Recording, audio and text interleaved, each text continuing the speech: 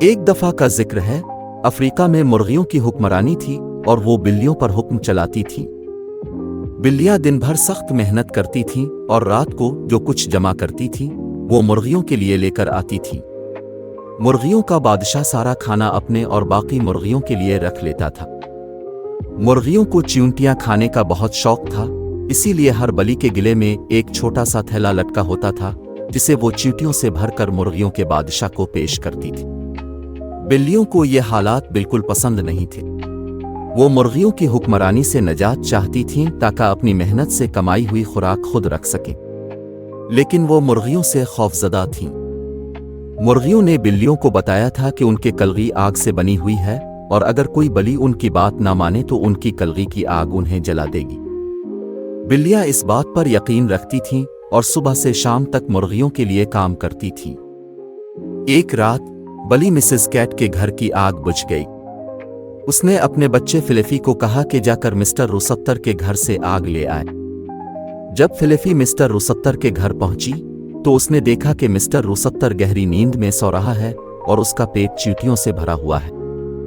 فلیفی کو مرغ کو جگانے سے ڈر لگا، اس لیے وہ خالی ہاتھ واپس آ گئی اور اپنی ماں کو بتایا کہ کیا ہوا۔ مسز کیٹ نے کہا، اب جب کہ مرغ سو رہا ہے کچھ سوکھی لکڑیاں جمع کرو اور اس کی کلغی کے قریب رکھ دو۔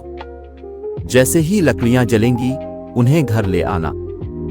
فلیفی نے کچھ سوکھی لکڑیاں جمع کی اور انہیں مرغ کے گھر لے گئی، لیکن مرغ ابھی بھی سو رہا تھا۔ فلیفی نے خوفزدہ ہو کر لکڑیاں مرغ کی کلغی کے قریب رکھیں، لیکن لکڑیاں نہیں جلیں۔ فلیفی نے لکڑیوں کو مرغ کی کلغی سے رگڑا، لیکن کوئی فائدہ نہ ہوا۔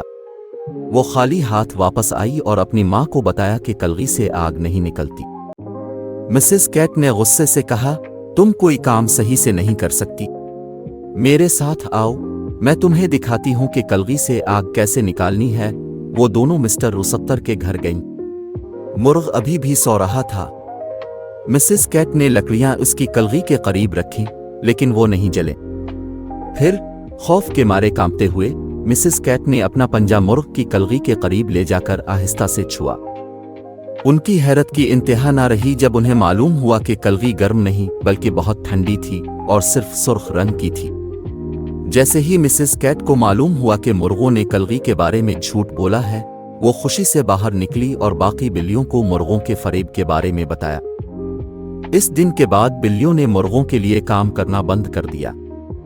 مرغوں کا بادشاہ بہت غصے میں آیا اور بلیوں سے کہا، اگر تم نے میرے لیے کام نہ کیا تو میں تمہارے سارے گھروں کو جلا دوں گا۔ لیکن بلیوں نے کہا، تمہاری کلغی آگ کی نہیں ہے، یہ صرف آگ کے رنگ کی ہے۔ ہم نے اسے اس وقت چھوا جب تم سو رہے تھے۔ تم نے ہم سے جھوٹ بولا۔